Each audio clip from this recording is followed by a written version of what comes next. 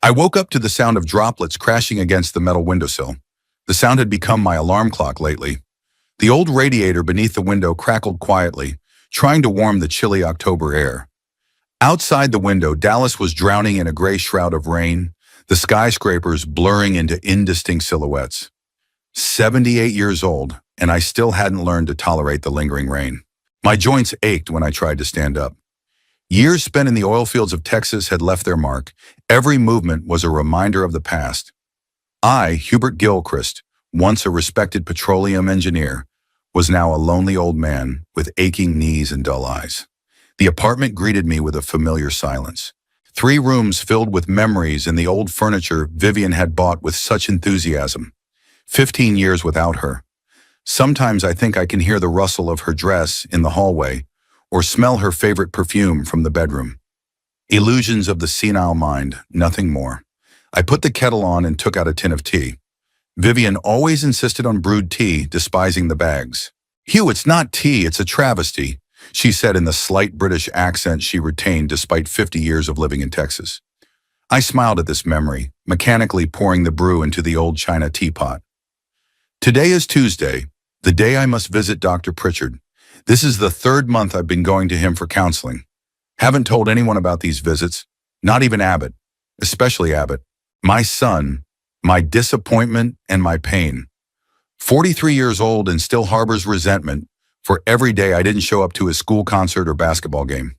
"Your father's building oil rigs so you can live in this apartment and go to a decent school," Vivian told him. She always defended me to him, even though deep down she knew I could have been a better father. I could have been, but I wasn't.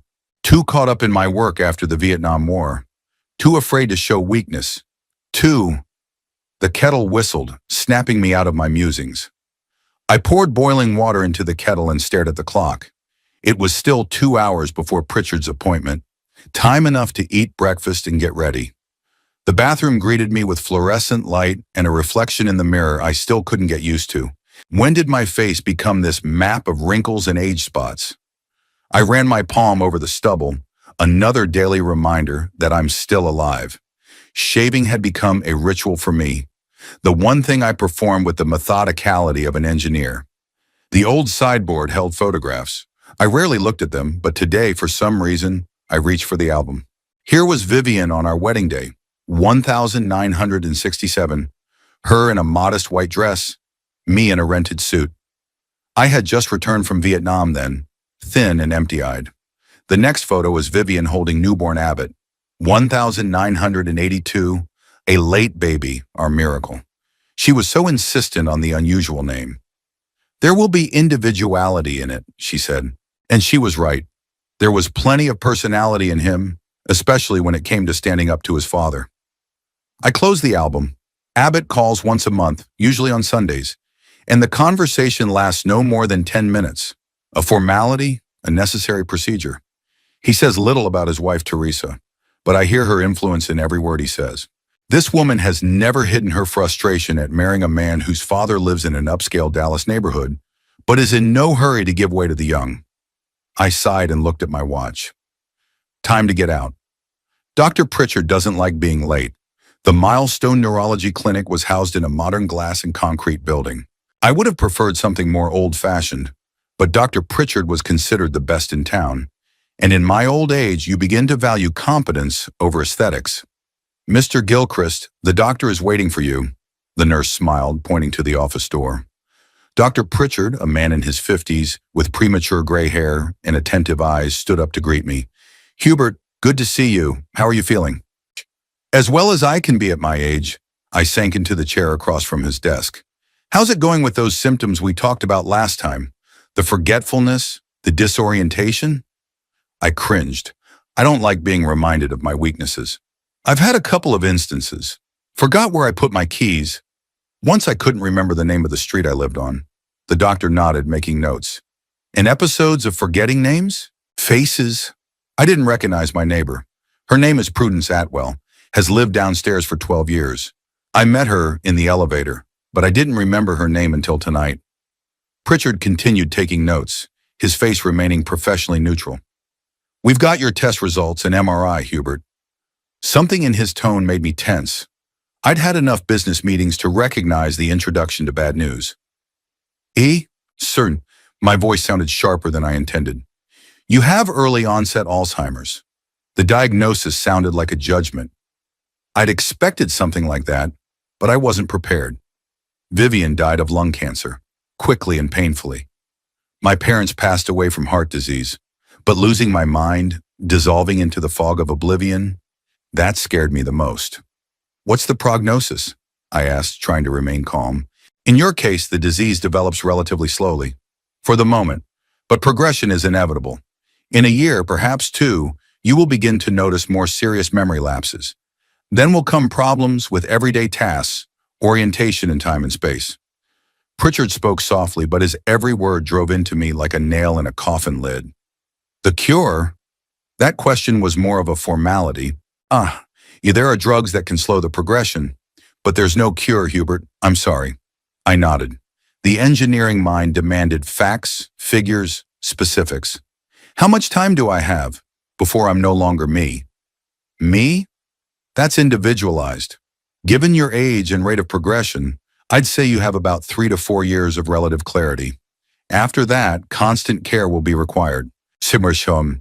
Continuous care, I repeated. Caregivers? Nursing home? That's for you to decide. But yes, eventually you will need specialized care.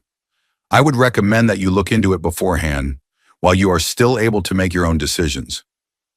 I walked out of the clinic with prescriptions and pamphlets about Alzheimer's disease. It was drizzling rain, but I didn't open my umbrella. The cold drops on my face brought me back to reality. 3 or 4 years. Then I would become an empty shell. A man with no memory is a man with no past, no identity. Will I cease to be Hubert Gilchrist when I forget my wife's name? My son's? My own? I walked the streets of Dallas, the city that had become my home more than 50 years ago. People passed by, hurrying about their business with a future ahead of them, and my future was shrinking like a shagreen skin. In the apartment, the first thing I did was pour myself a whiskey. Not the best decision, considering the medication I had to take, but I would make an exception tonight. I sat in a chair by the window, watching the rain turn the street into a blurry canvas. What should I do with the rest of my time? With the apartment? With the money from the sale of the oil stocks I'd been saving for an uncertain future? With Abbott? Abbott. I imagined his reaction to my diagnosis. Pity? Indifference? Or relief at the thought of getting that apartment soon? I took a sip of whiskey, savoring the burning in my throat. No, I won't be a burden to a son who can barely tolerate 10-minute phone conversations with me. I won't let Teresa wait with ill-concealed impatience for me to die so she can remodel this apartment to her liking. I need a plan. You always need a plan. That's what they taught me in engineering school. I pulled out a notebook and a pencil, started jotting down options. Nursing home? A boarding house for people with dementia? Something where I would be taken care of when I couldn't do it myself. By evening, I'd made a decision. I'd sell the apartment. Real estate prices in the area have skyrocketed in recent years. I'll get enough to provide end-of-life care. The rest for Alzheimer's research. Let Abbott and Teresa keep renting their apartment. It's not my concern. I looked out the window again. The rain had stopped, and in the gaps between the clouds, I could see the evening sky. A strange calmness filled me. For the first time in a long time, I felt in control. Yes, illness was inevitable, but I could decide how to face it. Not as a victim, but as a man who has been through a war, built a career, and buried the woman he loves. I'll call a realtor tomorrow, and a lawyer, and I'm not saying a word to Abbott until this is resolved. This is my last chance to live the rest of my life on my terms, and I'm not gonna miss it. Realtor Laurel Prendergast sat across from me, resting a glossy file folder on the coffee table. Her slender fingers with impeccable manicures flipped through the pages of the contract with polished elegance. Mr. Gilchrist, this apartment is a real gem.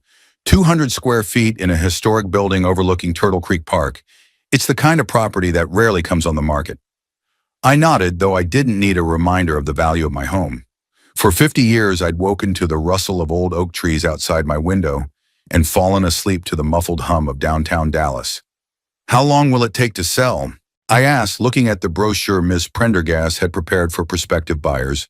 At your price and the condition of the property, I'm guessing no more than a month. I already have a list of interested clients looking for just such an apartment. She showed me the asking price, and I almost whistled. It had gone up several times over the years I'd lived here. Vivian would be pleased. She always said this investment would pay off. True, she imagined the apartment would go to Abbott, not be sold to pay for the care of a sick old man. Are you sure you want to sell? Laurel asked, noticing my pensive look. Many clients your age prefer to rent out properties while retaining ownership. No, I want a clean sale. No encumbrances and no future problems. My voice sounded firmer than I expected. Whatever you say. We will need some documents. She started listing the necessary papers, and I mentally checked where they were stored. Alzheimer's hadn't stolen my memory completely yet, but I was starting to notice some things slipping away from me. Yesterday, I spent 2 hours searching for my passport, only to discover it in a box of old letters. I didn't remember putting it there. It scared me, and I was reaffirmed in the rightness of my decision. Do you have plans for the new place? Laurel asked when we were done with the basic paperwork. Yeah, I've got my eye on a place. Evening Light, a nursing home near White Rock Lake. Laurel nodded tactfully, but I noticed a second grimace of pity flash across her face. Many people think of nursing homes as a sad ending to life, a place where they send the forgotten and unwanted. But for me, it was a practical solution. I've heard good things about it, she said after a pause. My aunt has a friend who lives there. She says the staff is wonderful. I'm going to check it out tomorrow, I replied, signing the last page of the contract with the agency. In the evening, I spent a few hours sorting through my belongings. What to take with me? What to throw away? What to give away? Old engineering textbooks, piles of technical journals, a collection of vinyl records, all accumulated over decades. 50 years in one place generates a lot of material baggage. By midnight, I gave up, realizing this was not a task for one day. In the closet, I discovered a box of Vivian's jewelry. Not jewelry, the modest costume jewelry she liked to wear. Amber beads bought in Poland during our only trip to Europe. A hummingbird brooch I'd given her for our 30th wedding anniversary. I ran my finger over the cold metal. Vivian would know what to do now. She always found the right solutions when it came to family. The next morning, I hailed a cab to the Evening Light. The complex of several two-story buildings surrounded a well-maintained park with a pond. I was greeted in the lobby by the director, Martha Fairweather, a woman in her 50s with kind eyes and a firm handshake. Mr. Gilchrist, it's a pleasure to welcome you. Dr. Pritchard has indicated your interest in our facility. We specialize in caring for patients with various forms of dementia, including Alzheimer's. I was a little hurt that Pritchard was discussing my diagnosis with outsiders, but on the other hand, it saved me from having to explain my situation. Martha led me down the corridors, showing me the common areas and living quarters. The building was bright, clean, and without that peculiar odor of medicine and old age that I expected to encounter. Surnom. Our philosophy is to create an environment as close to home as possible, she explained, showing me a spacious living room with a fireplace and bookshelves, while providing the necessary medical care and security. In the dining room, several elderly people were eating breakfast at round tables, talking among themselves. Some sat in silence, absorbed in their thoughts, or perhaps no longer able to carry on a conversation. A strange feeling came over me, a mixture of fear and humility. Soon I would be one of them. We offer a variety of activity programs, Martha continued. Art therapy, music nights, board games, for those who are able and willing to participate. I nodded, though I doubted I'd play bingo or paint watercolors. All my life I'd been a loner, an introvert who preferred books to people. Old age was unlikely to change that trait of my character. We reached the housing unit, and Martha showed me the available room, small but cozy, with a private bath and a view of the park. What do you think, Mr. Gilchrist? I looked out the window. The golden maple leaves reminded me of the transience of time, the fall of life. How cliché, but true. How much does it cost to live here? I asked, returning to practical matters. Martha said the amount, and I mentally compared it to the expected proceeds from the sale of the apartment. It should be enough for several years, even with the progression of the disease and the need for more care. I'll take it, I said, seeing no point in delaying the decision. Good. Let's discuss the details of the contract. In the administrative office, Martha and I filled out the necessary forms. I listed my diagnosis, provided Dr. Pritchard's contacts and insurance information. When it came to emergency contacts, I hesitated. Could I list my son? I asked, though I doubted Abbott would be happy to receive a call from the Evening Light. Sure. We recommend that close relatives be listed. I wrote Abbott's name and number, feeling bitter. Next of kin. Technically, yes. In fact, a stranger connected to me only by biology and legal documents. After filling out the paperwork, Martha introduced me to several residents sitting in the common hallway. An elderly lady named Gladys Rumsey spoke passionately to me about her collection of porcelain birds that she was allowed to bring with her. A former math professor, Norman Treadwell, offered to play chess when I finally moved. There aren't enough worthy opponents here, he said with a sly smile. Do you play? I used to, I replied, surprised by his familiarity, but I gave it up a long time ago. It's all right, you'll remember. We have plenty of time, he laughed, and I noted the irony of his words. Alzheimer's people don't have enough time. Not enough time to be conscious. As I said goodbye to Martha, she handed me a packet of information and a list of recommended items for moving. When do you plan to join us? She asked. As soon as I sell the apartment. I think in a month or a month and a half. We'll be waiting for you, Mr. Gilchrist. On the way home, I felt a strange sense of lightness. The decision had been made. The plan had been made. I knew I had an inevitable decline ahead of me, but at least it would be in dignity, without burdening my already estranged son. At home, I checked the answering machine. The red light was flashing. 2 messages. The first was from Laurel. She'd already scheduled a showing to prospective buyers for tomorrow. The second was from Abbott. His voice sounded tense. Hey, Dad, just checking on you. Call me back when you can. I looked at the calendar. We were still 4 days away from our usual Sunday call. It's weird that he would call in the middle of the week. Maybe he sensed something, or just a coincidence? I dialed his number, preparing for an awkward conversation. After the 3rd ring, he picked up. Dad, hi. You left a message, I said, not bothering to say hello. Yeah, he hesitated. I was just wondering how you were doing.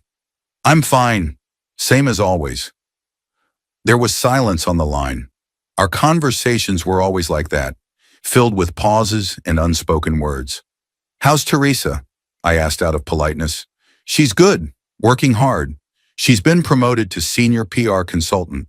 Congratulations to her, I said, although I was completely indifferent to my daughter-in-law's career advancement. There was another pause. I could hear Abbott breathing and some noise in the background, perhaps a TV or radio. Dad, I'm here. Teresa and I were thinking of coming over for dinner this weekend. It's been a while. That was unexpected.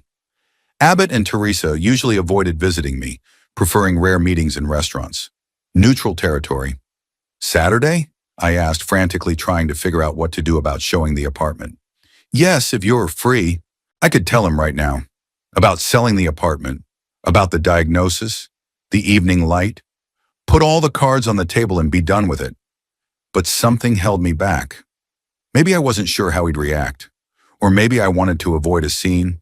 Or maybe just the stubbornness of an old man who's used to figuring things out for himself. I'm afraid I can't make it this weekend, I lied. I have plans with my former colleagues.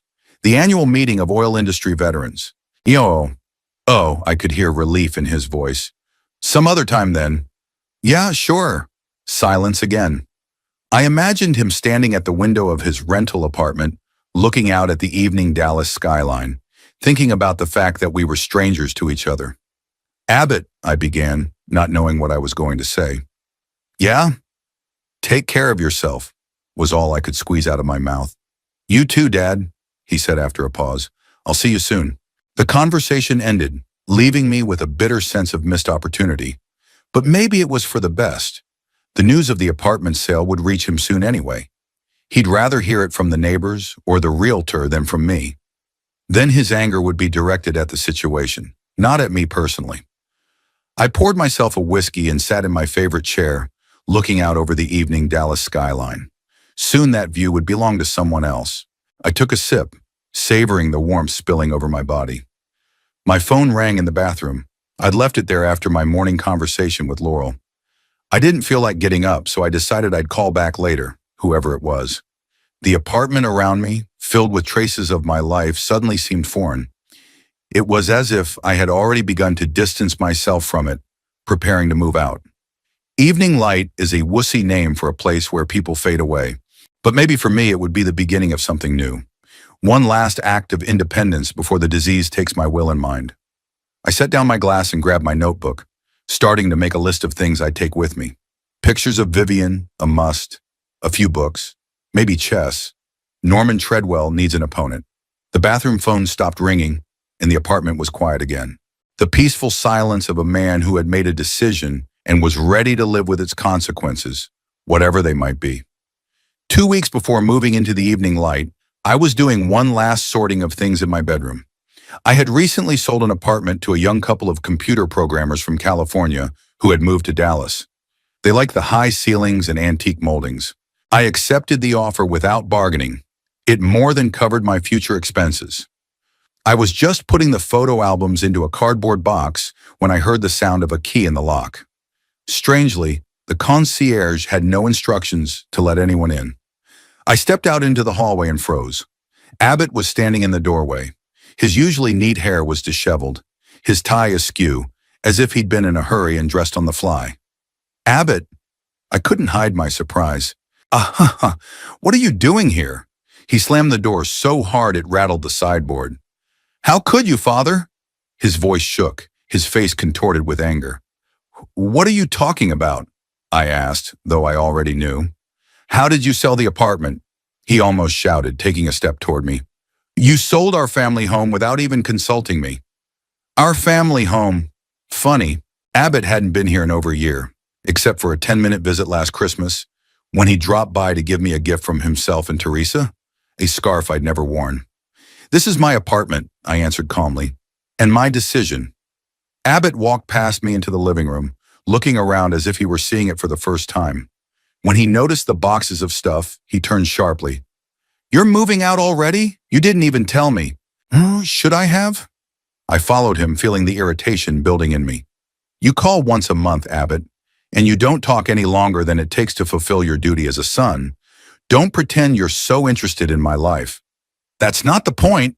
He raised his voice, his face reddening.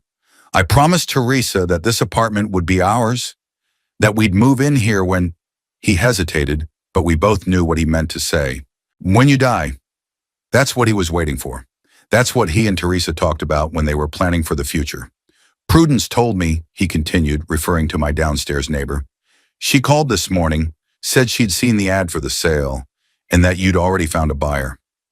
I couldn't believe it. "Sorry you found out that way," I said, though I wasn't really sorry. I deliberately didn't tell him, knowing what the reaction would be. Abbott suddenly grabbed my hand, hard, almost painfully. His fingers dug into my flabby skin. He'd never let himself do that before. "Give me the money now," he demanded, and I saw something in his eyes I'd never seen before, desperation mixed with greed. "I'll take out a mortgage, buy the apartment back." I released my hand and stepped back. "No, Abbott, I need the money myself." "For what?" He laughed bitterly. "You're 78. What are you going to do with it? Buy a new Cadillac? Go on a cruise? That money should stay in the family." "It will stay in the family," I answered. "It's going to pay for my expenses." "What expenses?" Abbott looked around the room as if trying to find evidence of my wastefulness. I took a deep breath. The moment I'd been avoiding had arrived. There was no turning back. "I have Alzheimer's, Abbott," I said. "Early onset. Diagnosed 2 months ago." Abbott froze, his anger replaced by confusion. He looked at me as if I were speaking an unfamiliar language. "What?" he finally squeezed out. "Alzheimer's," I repeated. "Brain degeneration, a gradual loss of memory and cognitive function. In a few years, I won't be able to live on my own. The money from the sale of the apartment would be used to pay for a nursing home." Abbott sank into the chair where Vivian usually sat. He looked stunned, as if I'd punched him in the face. "Why didn't you tell me?" His voice was quieter, but still accusatory. "Would you have listened?" I sat down across from him. "We talk about the weather and your job. We don't discuss anything important, Abbott. We never have." He rubbed his face with his hands, his shoulders slumped. I'm your son, he said reproachfully. I should have known first. Why? So you could start planning my future? Decide what to do with my life? I could feel the anger building up inside me, long held, lingering. You never asked for my opinion, Abbott. You always thought you knew better. That's not fair, he argued. Unfair? I grinned bitterly. Do you remember what you said when I wanted to sell Texaco stock 10 years ago? Dad, you don't understand the market. And when I decided to go alone to Europe after your mother died? Dad, it's dangerous at your age. You've always treated me like a child incapable of making decisions. Abbott raised his head, anger flaring in his eyes again. And you've treated me like a burden my whole life. You were never there for me when I needed you. You missed my high school graduation because of a business trip to Houston. You forgot my 21st birthday. You didn't show up for my graduation defense. I worked to provide for you and your mother, I countered, even though I knew that was a weak excuse.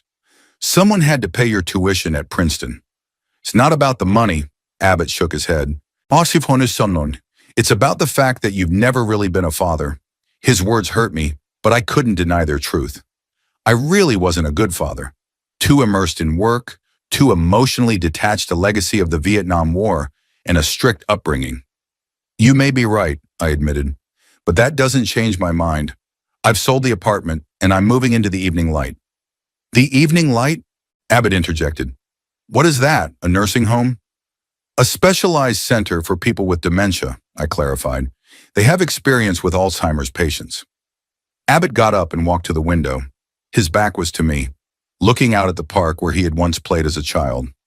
Teresa and I could take care of you, he said, but his tone betrayed the insincerity of the suggestion. No, we couldn't, I answered honestly. And I wouldn't want to. I've seen Sister Vivian care for her mother. It's exhausting physically and emotionally. I don't want to be a burden to you or Teresa. What about our plans? Abbott turned to me. Teresa and I have been saving for a down payment on our own place, expecting that we'd get this apartment later. After I die, I finished mentally. You can keep saving, I shrugged. Or take out a mortgage on something less ambitious. Abbott laughed, but it was a laugh of despair. You have no idea what's going on in the housing market in Dallas right now. Teresa and I will never be able to afford something like this on our salaries. This apartment was our only chance. My illness is your chance? I couldn't contain my sarcasm. How touching. You know that's not what I meant, Abbott snapped. What did you mean? I stood up, feeling my knees protesting the sudden movement. That you and Teresa were sitting around waiting for the old man to vacate the place? Planned which furniture you'd throw out first? Which walls you'd tear down? Come on, Abbott shook his head. It's not fair. What's not fair, Abbott? That I'm disposing of my property? Or that I didn't die fast enough for your plans? Abbott turned pale, his hands clenched into fists. You've always been selfish, he hissed. Always thinking only of yourself. Even now when it comes to the welfare of your only son and his family.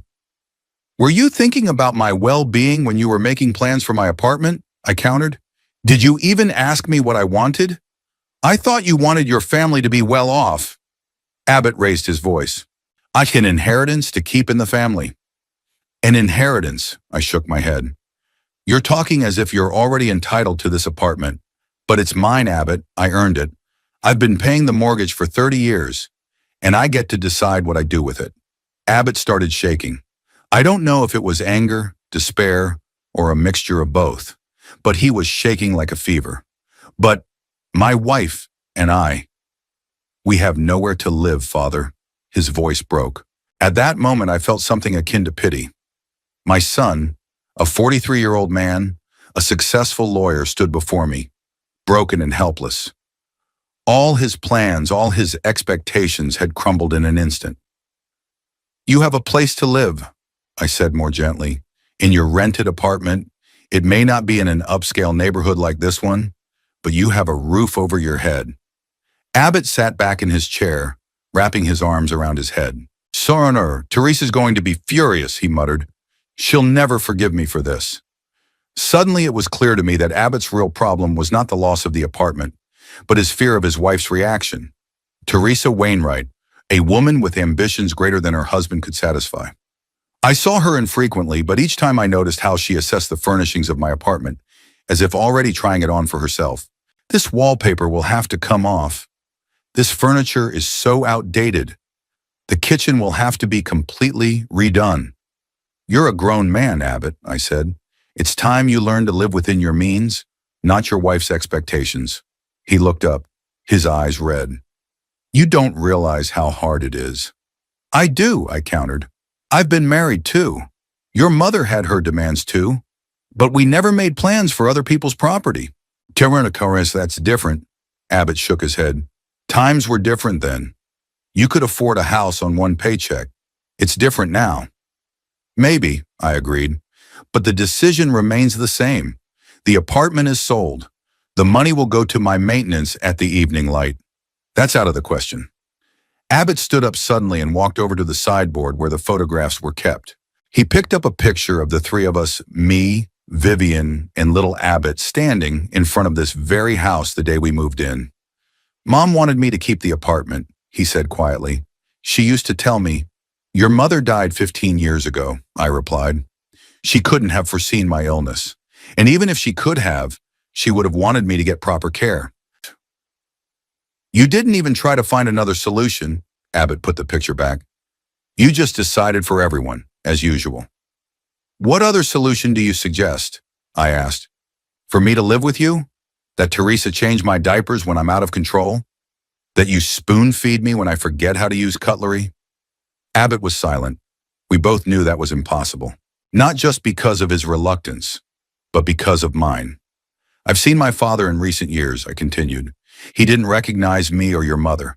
Called me by my brother's name. He didn't remember he was married. Once he went out in the street in his underwear. I don't want you to see me like that, and I don't want to be a burden to you and Teresa. Abbott stared out the window for a long time, as if looking for answers. When are you moving? He asked at last. In 2 weeks, I said. The new owners move in on the 1st of the month. And you weren't going to tell me? I was, but later when it settled, I didn't see the point in lying. Abbott nodded, as if that was the answer he'd expected. You know what the saddest thing is, Father? He turned to me. That even now when you're sick, you can't trust me. Couldn't ask for help. Couldn't just talk to me like a son. His words hit something deep inside me. Maybe he was right. Maybe I'd kept him at a distance all my life, first because of work, then because of habit, and now because of pride. I'm used to solving problems on my own, I said. I always had. How's that working out for you? Did it help you? There was bitterness in his question. Are you happy, Father? Happy with your life? I didn't know what to say. Was I happy? Had I ever been truly happy since Vietnam? After a part of me was left in that jungle forever? Vivian knew that side of me, embraced it, but my son had never seen my real scars. Not the physical ones, but the deeper ones. Happiness is a luxury, Abbott, I finally answered. I was content to do my duty. To my country, to my family. Yes, what duty? Abbott grinned bitterly. Alienation? Coldness? Was it your duty to your family? I felt anger rising in me. I provided for you, gave you an education, a roof over your head. What about love, Father? Abbott shouted. You should have given that too, but where was it?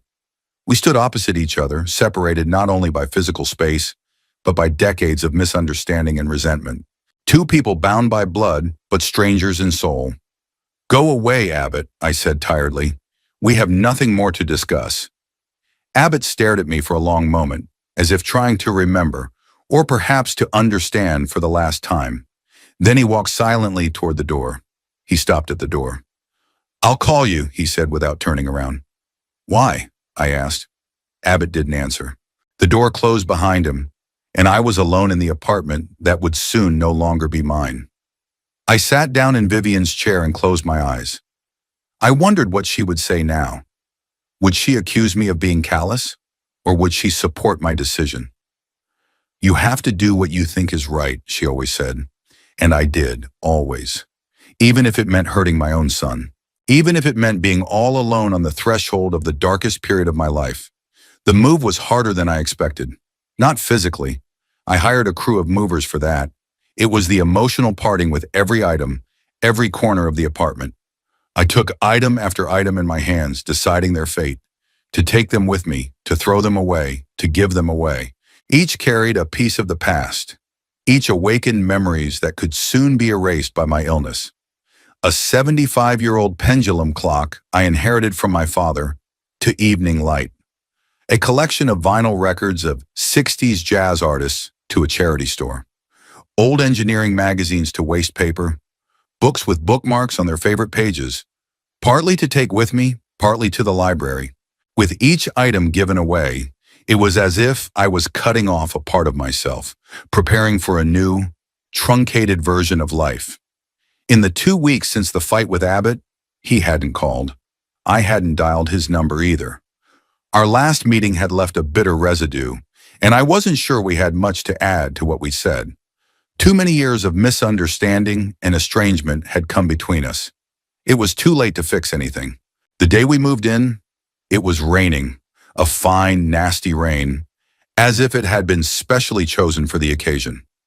I stood at the living room window, looking out at Turtle Creek Park for the last time. How many times had I seen those trees change with the seasons? Children playing on the playground, couples kissing on the benches. Now that view will belong to someone else, and my windows in the evening light will overlook an artificial pond with ornamental ducks. The doorbell rang, breaking me from my musings. "Mr. Gilchrist, the movers have arrived," announced the concierge. "Let them come up," I replied, taking one last look around the apartment. By noon, everything was finished. The furniture I hadn't taken with me was left for the new owners, as we'd agreed. My personal belongings, fitting into a surprisingly small number of boxes, were loaded into the van. I handed the keys to the building receptionist, got into the cab, and never looked back. Evening light greeted me with the hustle and bustle of registration and paperwork. Martha Fairweather personally escorted me to my room, helping me get settled in. "I hope you'll be comfortable here, Mr. Gilchrist," she said, showing me how the on-call system worked. "Tomorrow I'll introduce you to your supervisor, Nathan. He'll be monitoring your condition and helping with all of your household issues." I nodded, looking around the room. It was smaller than my old bedroom, but spacious enough for one person. A bed, a desk, a couple of chairs, a small closet, a bathroom with handrails for safety, a window overlooking the park as promised. Everything functional, nothing extra. My new life in a condensed format. "Dinner is served at 6, Martha continued. "But if you'd prefer to eat in your room tonight, that can be arranged." "No, I'll go downstairs," I decided. It was better to get used to the new routine at once. When Martha left, I started unpacking. I put Vivian's picture on the bedside table and hung on the wall a landscape of the Texas plains that she had once painted. I arranged the books on the shelf, arranged the clothes in the closet. Her father's watch took its place on the dresser. When I was done unpacking, I sat by the window and pulled out a notebook. The doctor had recommended I keep a journal. It was supposed to help train my memory and record changes in my condition. I opened a blank page and began writing. "First day at the evening light. The room is smaller than I'm used to, but comfortable enough. So far, I remember all the events of today. I wonder how long it will last. Abbott still hasn't called." The first week in the new place was spent adapting. I studied the meal schedules, familiarized myself with the staff, and tried to memorize the names of the other residents. Norman Treadwell, a former math professor, actually turned out to be a good chess partner. Gladys Rumsey, with her collection of porcelain birds, occupied a chair by the window in the common living room and watched the real birds come to the feeders. There were others. Irwin Radley, a retired colonel who insisted that everyone address him by his rank. Sylvia Bloodworth, a former ballerina who retained grace of movement even at 80. Owen Ketchum, a taciturn man with constantly trembling hands who, I learned, had once been a famous surgeon.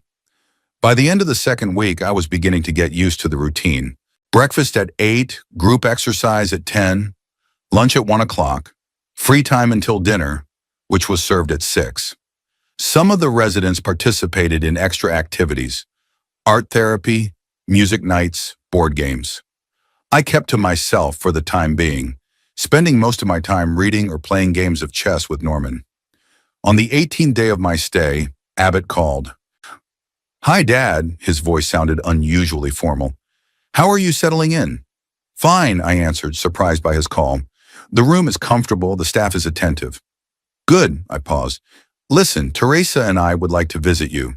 Maybe this weekend? I wasn't expecting that. After our fight, I thought Abbott would pull away even more, especially given the circumstances. Why? I asked bluntly. What do you mean, why? I could hear the irritation in his voice. You're my father. We want to make sure you're okay. You've never shown such interest before, I said. Abbott sighed. Dad, let's not. We'll be there on Saturday around 2. Is that convenient? Suit yourself, I replied, realizing that I didn't really have a choice. There's a visitor's room in the main lobby. Saturday, I was more nervous than I expected. I put on my best shirt, the dark blue one Vivian had given me for our last anniversary. Combed my hair especially carefully. I didn't want Abbott and especially Teresa to see me as a helpless old man in need of pity. At 15 to 2, I went down to the visitor's room and waited. They were 20 minutes late. When the receptionist ushered them in, I noticed the tension on Abbott's face and the poorly concealed displeasure on Teresa's face. Dad! Abbott hugged me awkwardly, patting my shoulder. Hubert! Teresa nodded, making no attempt to move closer for a hug or even a handshake. She looked as impeccable as usual, a slim pantsuit, perfect hair, and minimal makeup to emphasize her natural attractiveness. Teresa always gave the impression of a woman who knew exactly what she wanted and wouldn't stop until she got it. Have a seat. I pointed to the couch across from my chair. They sat down, Teresa placing her designer bag next to her as a barrier between us. How are you doing here? Abbott asked, looking around the room with obvious discomfort. Not bad, I replied. Conditions are good. The staff is attentive. Found a chess partner. That's good, he forced a smile. So you're adapting? Yeah, I nodded. Life goes on. Teresa finally broke the silence. We were shocked to hear of your decision, Hubert. Her voice was cold. Abbott was very upset. I noticed, I answered, looking her straight in the eye. We always thought the apartment would stay in the family, she continued. It was expected. Plans change, Teresa, I shrugged. Life is unpredictable. Abbott squirmed on the couch, clearly feeling uncomfortable between us. We just wanted to make sure you were okay, he said, trying to change the subject. That you're comfortable here. Comfortable isn't the word I'd use, I answered honestly. But it's necessary, and it's something you can get used to. Can I see your room? Abbott asked. I nodded, and the three of us went up to the 3rd floor where my room was located. As we walked down the hallway, I noticed Teresa wrinkling her nose at some of the occupants of the house, those who were in worse shape than I was. An old man in a wheelchair who was mumbling something to himself. A woman who stopped in the middle of the hallway and stared into the void, forgetting where she was going. My room gave them different impressions. Abbott seemed surprised by its relative coziness. Teresa looked around with ill-concealed disdain, as if assessing a prison cell. Quite, nice, she said at last, clearly searching for the most neutral word. Functional, I corrected her. It has everything I need. And it's worth all the money from the sale of the apartment? Teresa couldn't resist. Teresa, Abbott said warningly. So Niturn. No, really, she turned to him. Your father sold an apartment worth $1.5 million to live in a room the size of a closet? Is that reasonable? The money doesn't just go for the room, I explained calmly. It covers round-the-clock care, medical services, food, everything you'll need as the disease progresses. And how long will that last? She asked bluntly. A year? 2? 5? Teresa. Abbott raised his voice. That's enough. No, your father sold our future apartment to pay for this. She put her hand around the room. I have a right to know how prudent he is with his money. I chuckled. My money, Teresa, and I manage it as I see fit. Her cheeks turned pink with anger. That money could have stayed in the family, could have helped your son secure a future. Instead, you're spending it on a few years in a nursing home. Teresa, stop this right now. Abbott grabbed her arm, but she lashed out. No, I'll say it. She stepped closer to me. You've always been selfish, Hubert, always thinking only of yourself. Abbott told me how you missed his school events, how you forgot his birthdays. And now, when you could have done anything for your only son, you're choosing yourself again. I looked at her, feeling not anger, but exhaustion. She was so young, so full of ambition and desire. She hadn't yet realized that life doesn't always turn out the way we plan. When you get old, Teresa, I said quietly, when your body starts to fail you and your mind starts to cloud, you'll understand. No one wants to be a burden to their children. No one wants to see the disgust and pity in their eyes when they change your diapers or spoon-feed you. She pulled back, her anger replaced by something akin to confusion. We wouldn't, she began, but I interrupted.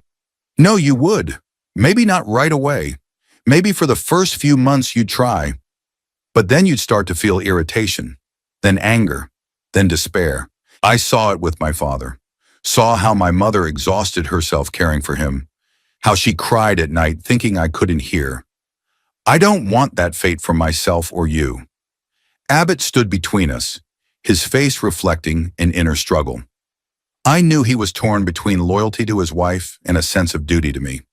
All his adult life, he had been balancing between the two, and now the struggle was clearly visible on his face. So, Dad's right, Teresa, he said at last. Alzheimer's is not a cold. It requires specialized care, which could be arranged at home, she countered, by hiring a caregiver in the apartment he sold. And who would supervise the caregiver? I asked. You? Abbott? You both have full-time jobs. Who would make sure I took my medication on time? Making sure I was bathed properly? To make sure I didn't go outside and get lost? Teresa didn't answer, but her look spoke clearer than words.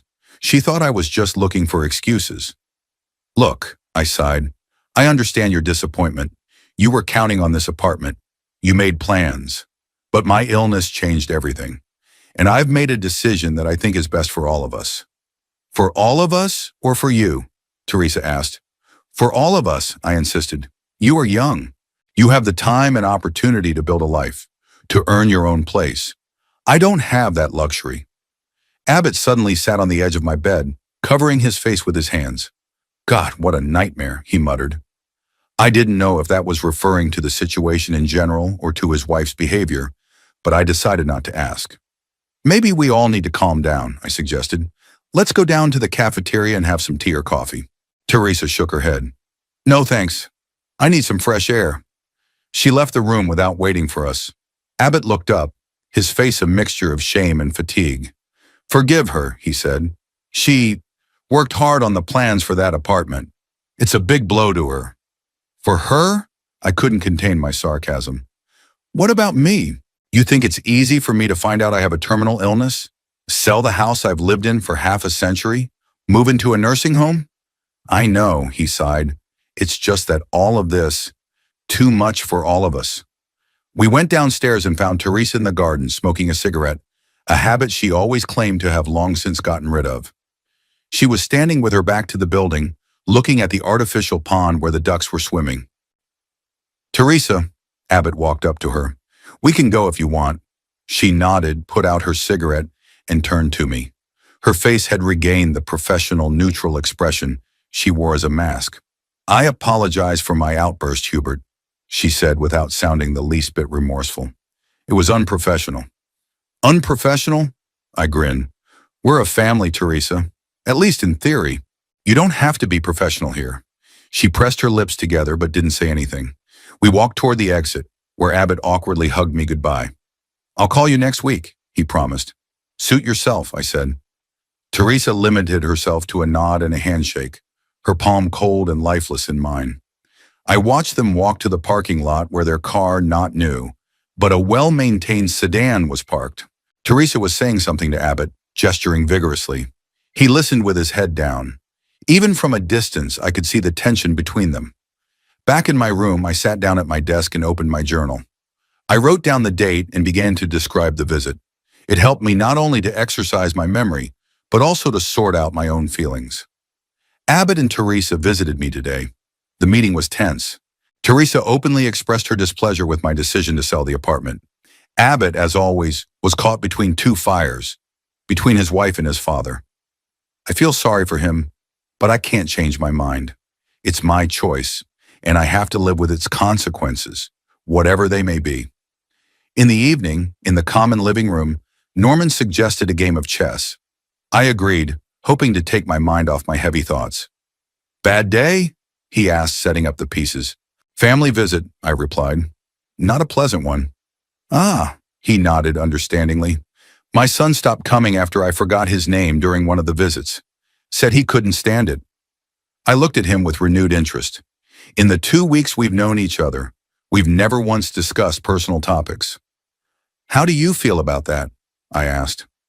Norman shrugged, making the first move with his pawn. "It's his choice. I can't blame him. Seeing a parent lose their mind is hard. Not everyone can handle it." I made a counter move, pondering his words. Maybe Abbott wouldn't be able to handle the ordeal either. Maybe today's visit was the first and last.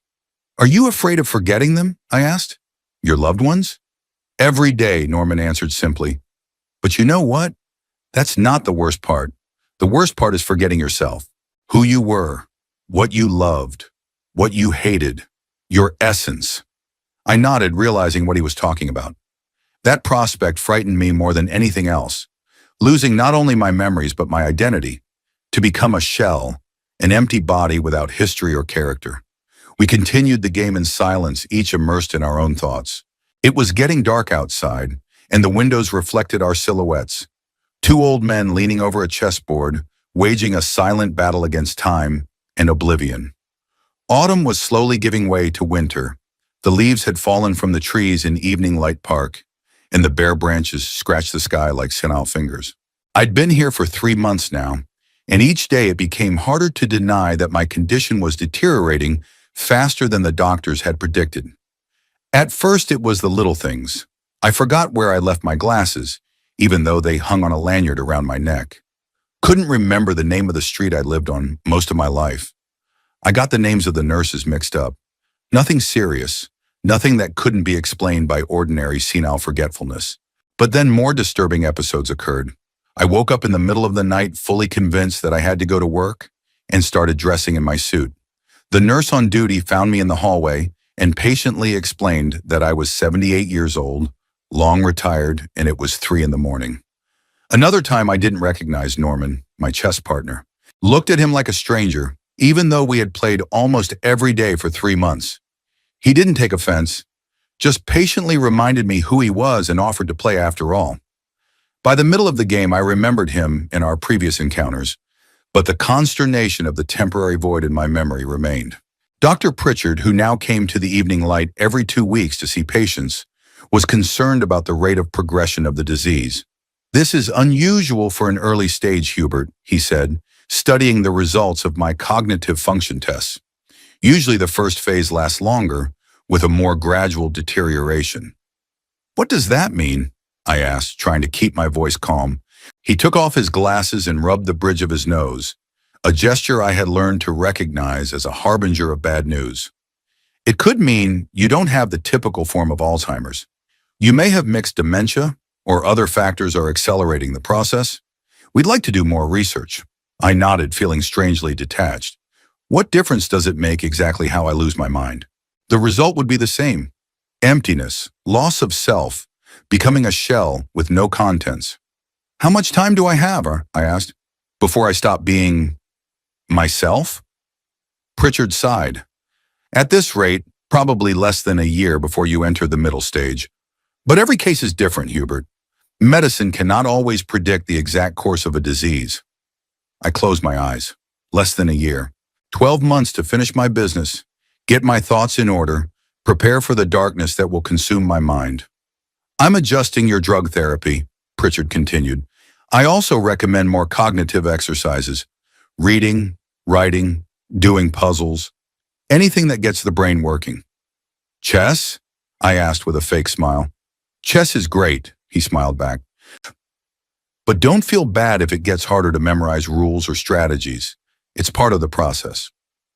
After the doctor left, I sat by the window for a long time, watching the birds coming to the feeder. They seemed so carefree, so free.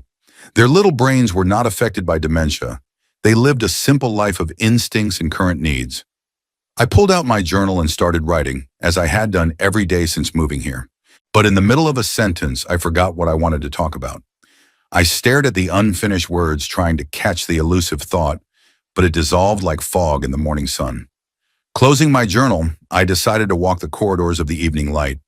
Physical activity, too, had been recommended by Pritchard as a way to slow the progression of the disease. In the common lobby, Gladys Rumsey was arranging her porcelain bird figurines on the windowsill. I stopped to look at her collection. "How beautiful," I said, pointing to a hummingbird with emerald wings. "It was a gift from my late husband," she replied with a slight smile. "He brought it back from Mexico in 1976. Every time I look at it, I think of him." I nodded, wondering how long Gladys would be able to remember her husband before the disease stole those memories too. She'd been here longer than I had, but her condition seemed more stable. Some people are luckier than others. At lunch, I noticed I couldn't remember the name of the dish, even though I knew for sure I'd eaten it many times. Spaghetti, fettuccine, linguine, all these Italian words jumbled in my head, and I just pointed to my plate when the nurse asked what I wanted. "Lasagna, Mr. Gilchrist," she said patiently. "Your favorite." After lunch, I tried to play chess with Norman, but I kept getting confused about the rules of peace movement. He didn't seem annoyed, just gently reminded me how a bishop or a knight moved, and we went on with the game. But I could see the sympathy in his eyes, and I hated it. In my room, I decided to look at old photos, hoping they would help me hold on to the memories. Vivian on our wedding day, Abbott in his graduation gown, our one and only family vacation to the Grand Canyon when Abbott was 12. In the last photo, Abbott and I stood side by side, not hugging, not touching each other, just two people who happened to be in the frame. Even then, 20 years ago, there was already this invisible wall between us. Abbott hadn't called since the day he and Teresa had visited me. I hadn't tried to contact him either. Our last conversation had left such bitterness that it seemed best not to touch that wound. One morning, about a week after Dr. Pritchard's visit, I was called into the administrative office. Martha Fairweather, the director of the Evening Light, looked worried. "Mr. Gilchrist," she began as I sat down across from her, "we've received a request from the law firm of Kincaid, Briggs & Associates.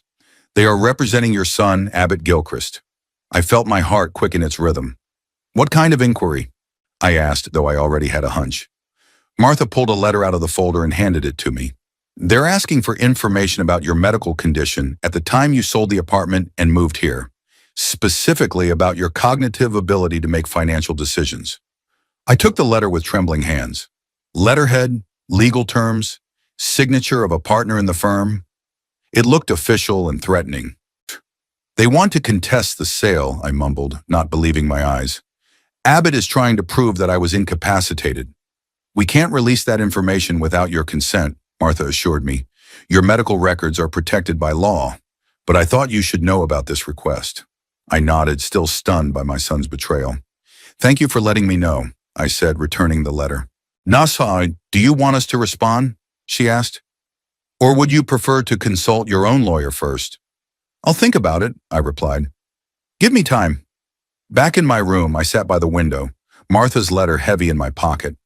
Abbott, my only son, was trying to legally prove that I was out of my mind, not just expressing concern, not just discussing the situation with me, but bringing in lawyers to take away my right to handle my own money and property.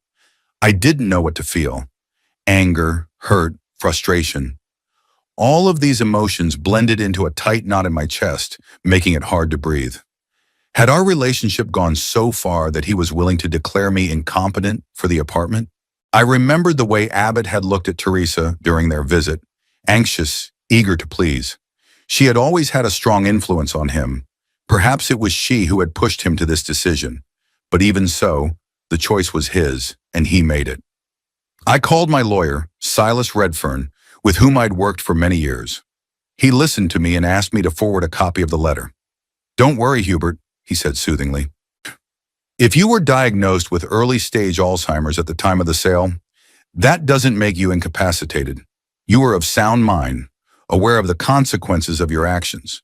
Plus, we have documentation from Dr. Pritchard proving your capacity at the time." "But what if your condition is deteriorating faster than expected?" I asked. Wouldn't that argue in Abbott's favor? Accelerated progression now doesn't mean you were incapacitated then, Silas explained. Don't worry, I'm on it. Just get some rest and focus on your health. After talking to Silas, I felt some relief from the legal side of things, but the emotional wound from Abbott's actions wouldn't heal. How could he do such a thing? Did the apartment mean more to him than our relationship? Than my freedom of choice and dignity? In the evening, I couldn't concentrate on reading or chess. My thoughts kept returning to Abbott, to his betrayal. I went over our relationship in my mind, trying to find the moment when it all went wrong. Maybe when I'd missed his graduation because of an important contract. Or when I forgot his 21st birthday because I was immersed in work on a drilling project in the Gulf. Or maybe it was deeper than that, in my inability to express affection, in the emotional detachment I brought back from Vietnam. In the way I always put work before family, believing that financial security was what taking care of loved ones was all about. I wasn't a good father, it's true. But did that justify his actions now? I spent the next few days in a sort of daze. I mechanically followed the evening light routine. Breakfast, walk, lunch, quiet time, group activity, dinner, reading before bed. But inside me, a storm of emotions raged. I couldn't stop thinking about Abbott's betrayal. Every time I saw the family photos, I was overcome with such bitterness that I started turning the frames upside down so I couldn't see his face. On Friday, Martha called me again. "Your son is here, Mr. Gilchrist," she said. "He wants to talk to you." I froze, unprepared for this meeting. "Shall I tell him you're resting?" she suggested, seeing my reaction. I shook my head. Sooner or later, this conversation was going to happen. Better now while I was still thinking clearly enough to defend myself. No, I would talk to him. Abbott was waiting in the same visitor's room where we'd met last time. He looked tired and stressed, like he hadn't slept in several nights. "Hi, Dad," he said, standing up to meet me. I didn't return the greeting, just sat down across from him. We stared at each other across the coffee table, like two strangers who happened to be at the same table in a coffee shop. "You know why I'm here?" he began after a pause. "I do," I replied. "Your lawyers have contacted the administration of the Evening Light. You want to prove that I was incapacitated when I sold the apartment so you can void the deal." Abbott sighed, running his hand through his hair, a gesture he'd adopted from me, though he hardly realized it. "I'm worried about you, Dad. I've been told your condition is deteriorating faster than expected." "Told by whom?" I frowned. "Do you have access to my medical records?" "No," he shook his head. "But I spoke to Dr. Pritchard. He had no right to discuss my condition with you without my consent," I interrupted. "He didn't discuss the details." Abbott held up his hands defensively. "He just said there was cause for concern." I stared at him, trying to see the boy I'd once held in my arms as a grown man. But all I saw was a stranger with familiar features. "And your anxiety is expressed by filing legal suits?" I asked. "Not in talking to me, finding out how I feel, what I need?" "I've tried," he objected. Last time you brought your wife, who made it clear she was only interested in the apartment." I shook my head. "That wasn't a conversation, Abbott. That was a confrontation." He lowered his gaze, not arguing. "Look," I continued, trying to speak calmly, even though everything was boiling inside. "I know I haven't been a perfect father. I've made a lot of mistakes. But that doesn't give you the right to try to take away my autonomy, to declare me incompetent in order to get an apartment. It's not just the apartment," he said quietly. "What else is it about?" I grinned. "Is it about taking care of me? Then why haven't you called in 3 months? Why didn't you come over? Why was the lawyers your first move, not talking to me?" Abbott looked up, his eyes a mixture of guilt and stubbornness. "I talked to the other doctors. They said that early-stage Alzheimer's patients often make impulsive decisions they wouldn't make normally. You always said you wanted to leave the apartment to me. Mom wanted it to stay in the family. Suddenly you decide to sell it without consulting me or anyone else." "It wasn't an impulsive decision," I argued. "I thought it over carefully. Selling the apartment allowed me to pay for the care I would need as the disease progressed. It was a responsible, rational decision." "But we could have found another solution," Abbott insisted. "If only you had talked to me first." "So you could talk me out of it?"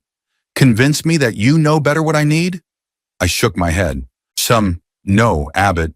It was my decision, my apartment, my life. We fell back into silence. Outside the window, a flock of birds flew by, heading south. The cold of winter would soon set in. I'm not dropping the suit, Abbott said finally. I think you really weren't in a position to make such serious financial decisions. I stared at him for a long time, trying to figure out if he really believed that, or if he was just looking for an excuse for his actions. Okay, I said finally. Then let the court decide. But know this, even if you win, even if you nullify the sale and get the damn apartment, you lose me, forever. Abbott looked like I'd hit him. His face went pale, his hands balled into fists. You can't say that, he said. I'm your son, your only son. Do you remember that I'm your father? I asked. The only father? When you try to legally prove that I'm out of my mind, do you remember that? I'm doing it for your own good, he said, but there was no confidence in his voice. No, Abbott, I shook my head. You're doing this for you, for Teresa's sake, for your plans for the apartment, but not for me. He stood up, his movements sharp, nervous. I'm not going to argue with you about this. My lawyers will contact yours. Of course. I stood up too, feeling the fatigue seeping down to my bones. So civilized, so businesslike.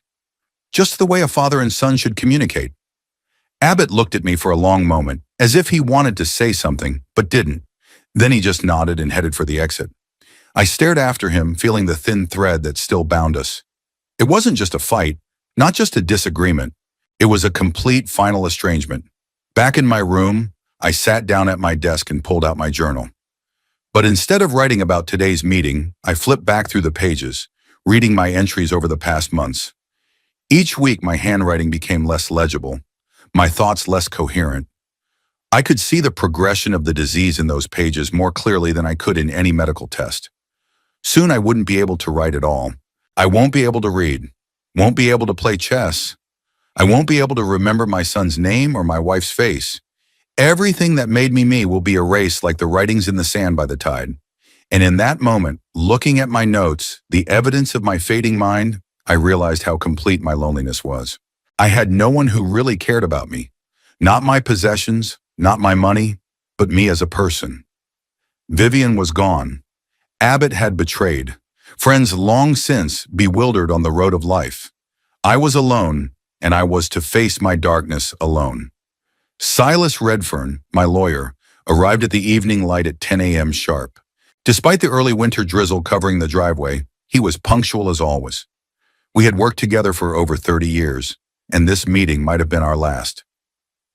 Hubert, he shook my hand firmly, his eyes scrutinizing my face, assessing the change. You look good. A lie, but of the kind, insignificant ones we accept in everyday life. I knew I looked haggard and aged. The insomnia of the last few weeks had left dark circles under my eyes, and the progression of the disease had already begun to thin my figure, giving me the appearance of a frail old bird. No pleasantries, Silas, I said, pointing to the chair across from me. We don't have much time. He nodded and sat down, pulling a folder of documents out of his briefcase. I've prepared everything you asked for, he said. But I have to ask you again. Are you sure, Hubert? This is a big step. As sure as I've ever been, I said, taking the folder from his hands. Inside was the document that was to be my last conscious act of independence, a new will. I opened the first page and ran my eyes over the legal wording, which, despite my profession as an engineer, had always seemed overly ornate to me. Let me explain the main points, Silas offered, seeing me squint as I tried to focus on the fine print. First, you revoke all previous wills and decrees. Second, you disinherit Abbott Gilchrist, your son. Third, you distribute the remaining proceeds from the sale of the apartment as follows. 70% to the evening light account to pay for your continued stay and care. 30% to the National Alzheimer's Disease Research Foundation. I nodded, just the way I wanted it. As for personal effects, Silas continued, you indicated that all books would be donated to the Evening Light Library, your father's watch to the Dallas Historical Society, and the rest of your personal effects could be distributed at the discretion of the Evening Light Administration to those in need. And the pictures of Vivian? I asked, suddenly remembering the most precious thing I had left. You didn't mention them in the instructions. Silas flipped through the documents. Do you want to add this? I wondered. What would happen to Vivian's pictures after I died? Who would look at them with love and recognition? Abbott. Doubtful. He barely remembered his mother, too busy with his own life to keep her memory alive. No, I finally decided. Let them stay with me until the end. Afterwards. Then it wouldn't matter. Silas nodded understandingly. He was a widower too, and he knew the value of such relics of the past. There's one more item I'd like to talk about, he said, flipping through the pages. Medical directives. In the event that you become incapacitated. No artificial life support, I interrupted. No heroic measures. The natural course of events, no interference. It's a big decision, Hubert. Silas looked at me seriously. You have to be absolutely sure. I watched my father die, I replied. 6 months on machines, tubes, wires, drugs. It wasn't life. It was an existence. I don't want to end up like that. I understand, he made a notation on the paperwork. One last thing. I've included the order for the cremation and scattering of the ashes over White Rock Lake, as you requested. I nodded. White Rock was where Vivian and I liked to walk on Sundays. It's also where we scattered her ashes 15 years ago, according to her wishes. Okay, I said, taking the pen Silas held out. Where do you want me to sign? He pointed to the right places, and I signed, still clear and legible, though with a slight tremor. The engineering habit of precision had not yet failed me. Sure. We need witnesses, Silas said when I was done. I've made arrangements with the administration. They'll provide 2 employees who aren't beneficiaries and have no conflicts of interest.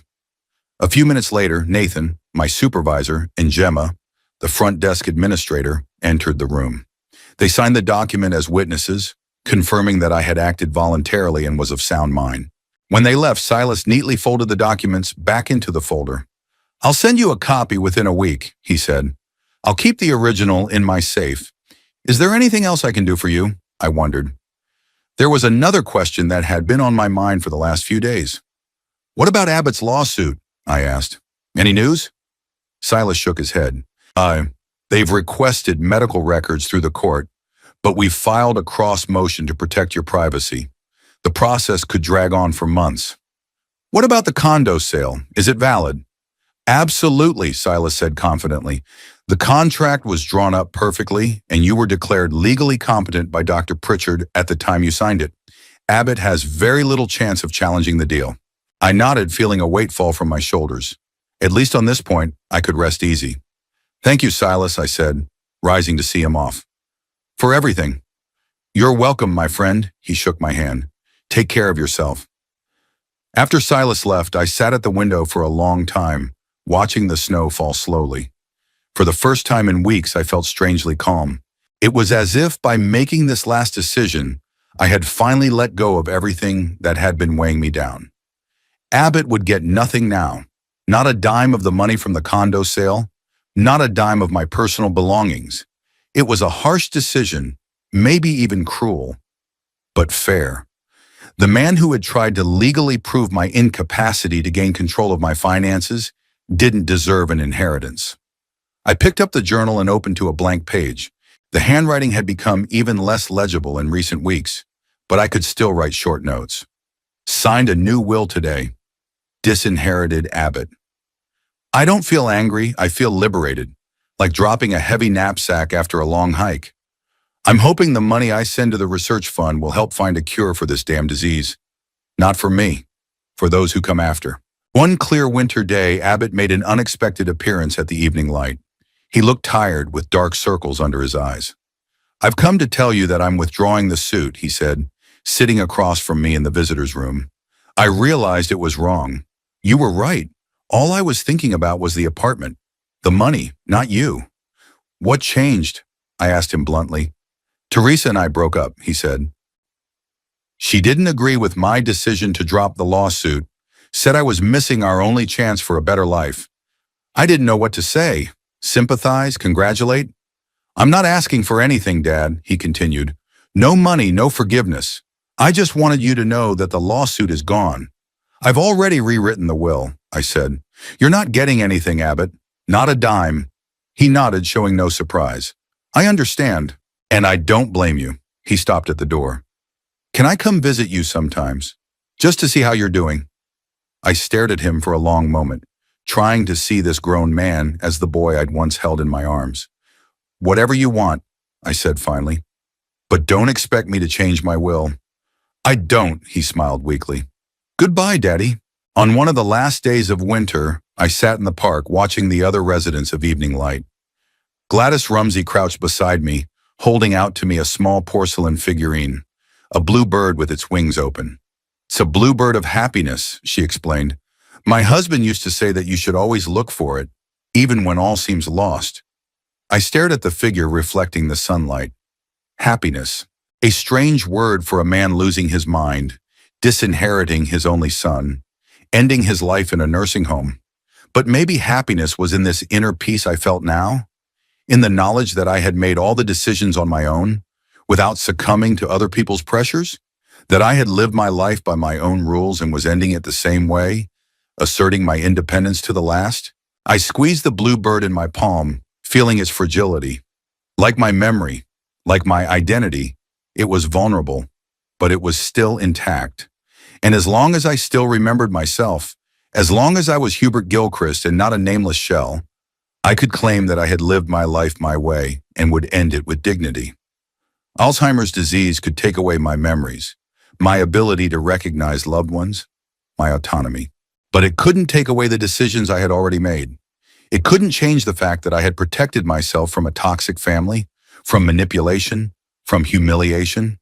That was its own victory and its own happiness.